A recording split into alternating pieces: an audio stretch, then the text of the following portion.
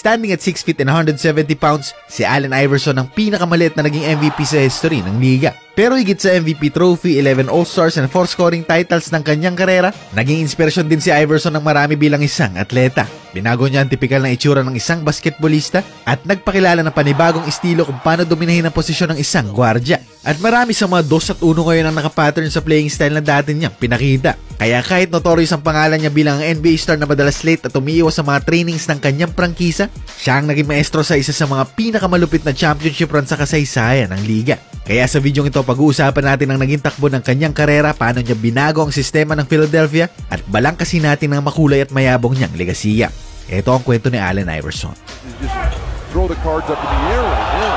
Oh, Allen Iverson, what a move! Allen Iverson. Napili si Iverson bilang first pick ng 1996 NBA draft. Chosen by the Sixers noon, mataas na kagad ang ekspektasyon ng prangkisa kay Iverson. 1864 ba naman ang kartada nila last season? Kaya siya ang sinandala ng Sixers para hindi na maulit ang ganitong sitwasyon. At sa unang taon ni Iverson, pinatunayan niyang worth it ang pagpili sa kanya ng prangkisa. Dahil sa kabila ng patpatin at maliit na stature niya, kinatakutan pa rin siya ng mga katapatan niyang gwardya. Wala naman kasing kayang makipagsabayan sa kanyang pagbibitbit ng bola. At ang kanyang shiftiness at ball handling ang naging pinakamalaking sakit ng ulo ng depensa.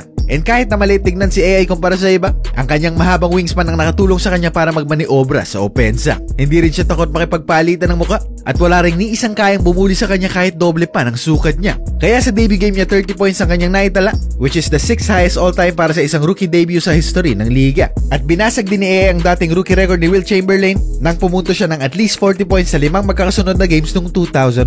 Pero bukod rito, ang tumatak talaga sa kanyang unang taon ay nang makaharap niya ang idolo niyang si Michael Jordan. Iverson has Jordan. The crowd is into it. Allen shakes free.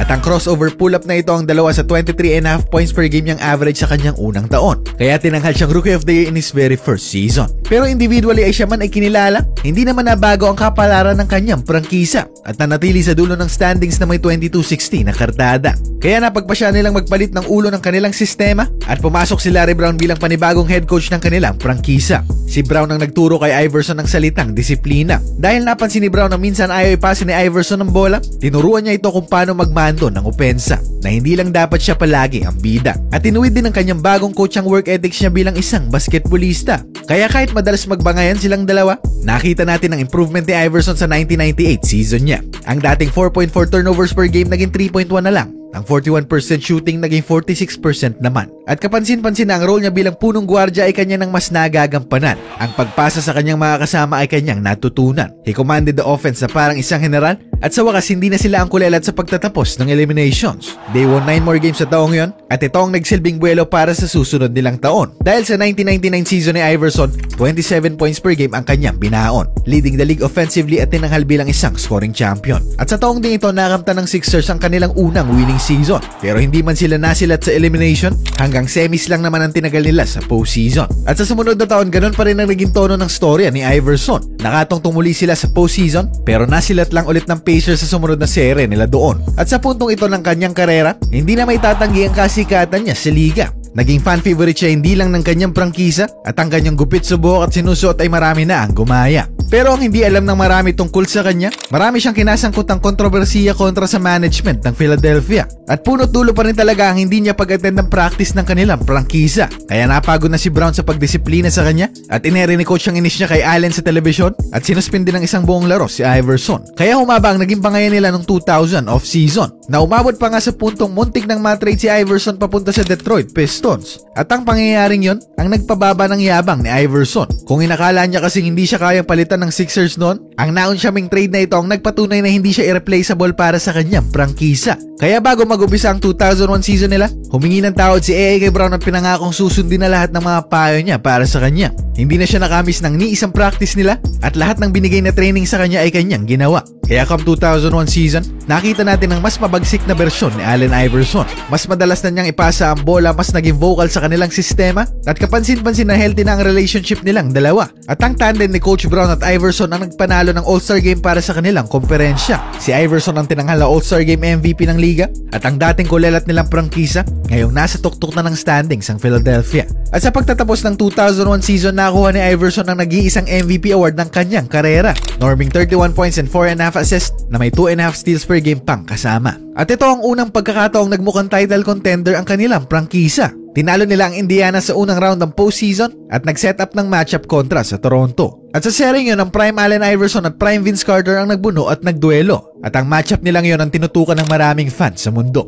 Sa Game 1 sa home court ng Sixers, may 35 points ang tinabo nila pareho, pero Toronto ang nagwagi sa dulo. Sa Game 2 naman, nagliyab ang kamay ni Iverson at pumuntos ng 54 para itabla ang sering ito. Nakaagad namang binawi ni Carter sa Game 3 ng 50 puntos naman ang kanyang irehistro. Pero pagdating ng pang-4 at pang-5 laro, si Iverson ang namayagpag at dalawang sunod na games ang kanilang naipanalo. At sa Game 5 nila, 52 points, 7 assists at 4 steals pa ang kanyang itinabo, giving Philly a 3-2 series advantage laban sa Toronto. Pero sa Game 6, bumawi muli si Carter at naitabla ang sering ito. At sa Game 7 nila, pareho nag-struggle si Carter at Iverson. Ang kaibahan lang 16 assists ang naitala ni AI sa gabing yun, samantala ang naalala natin kay Carter doon ay ang sablay niyang ito sa final minutes ng Game 7 na sumelo sa pagkapanalo ng Philly noon.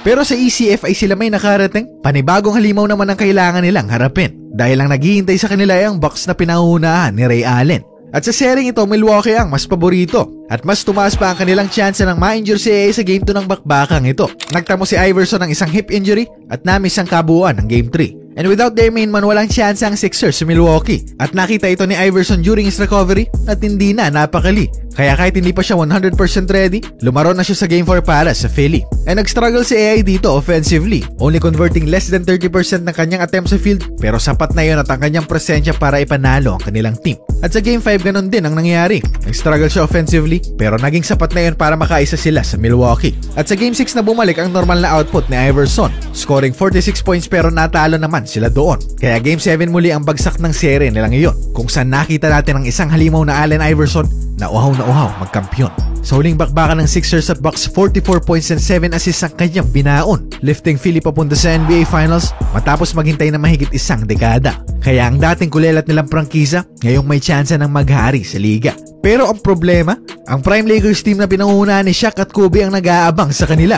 At tandaan natin na ang Lakers team na ito ay hindi natalo kahit isang beses sa postseason ng kanilang komperensya. At haharapin nila ang Philadelphia na 12-0 ang kanilang kartada. Pero having said this, parang wala lang naman kay Iverson ang kamandag ng kalaban nilang prangkisa. Dahil Game 1 pa lang ng serye nila, nagpakitang gilas na kaagad siya. Sa unang half pa lang 30 puntos na kaagad ang kanyang ikinamada at sinunog niya si Kobe, Fisher o kahit na sino pang iba tong defender sa kanya. Pero sa second half nakapag-adjust ang Lakers at nakahanap ng solusyon si Coach Phil Jackson sa kanyang opensa. Nilagay niyang primary defender ni AI si Ty Lue at dito nalimitahan na ang produksyon niya, only scoring 3 points sa final minutes ng fourth quarter na nagtapos na tabla ang dalawang prangkisa. Pero come overtime, nakabuelo muli si Iverson scoring 7 of the 13 points ng Philadelphia at ang kanyang huling tira, ang isa sa mga pinaka-iconic na moments sa history ng liga. Ang play na ito ang fitting na buod ng 1.5 dekada niyang karera. Pinakita nito ang kanyang ibang klaseng talento at ang kanyang pamatay na crossover na hanggang ngayon ginagaya sa buong mundo.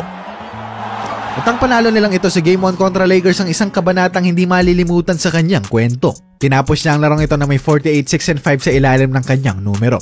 At binuhat ang Philly para patuubin ang prangkisang sa postseason ay hindi pa natatalo. Ang kaso nga lang sa sumunod na 4 na games, pinakita muli ng Lakers ang kanilang dominasyon, ending the series 4-1 at sila muli ang tinanghal na kampyon. Pero kahit natalo ang Philly noon, tinuring pa ring People's Champion si Iverson dahil sa 97 points per game na average ng Philly sa season na yon, 31.4 points lang naman ang ambag ni Iverson. At wala ni isa sa kanyang mga kasama na more than 12 points per game ang naging kontribusyon. Kaya bukod kay Iverson, ang 2001 Sixers lineup ang worst offensive team na sa NBA Finals ay nakatungtong. Kaya sabihin nyo mang si Iverson ay isang buhaya, ang depensa lang niya sa inyo ay dahil ito ang kinailangan ng sistema sa kanya. Siya lang kasi ang nag-iisang scorer sa isang defensive-minded na prangkisa. At sa 2001 season din, siyam na magkakaibang injuries ang kanyang ininda. Kaya testamento ito sa kanyang resilience at dedikasyon bilang isang basketballista. And kahit na isang playoff series na lang ang kanyang naipanalo matapos ng taong ito, at sa kabila ng mga issue na nagmula sa kanyang profesionalismo, si Allen Iverson pa rin ang isa sa mga pinakasikat na manlalaro sa mundo. Dahil hindi man siya mahilig dumalo sa mga ensayo,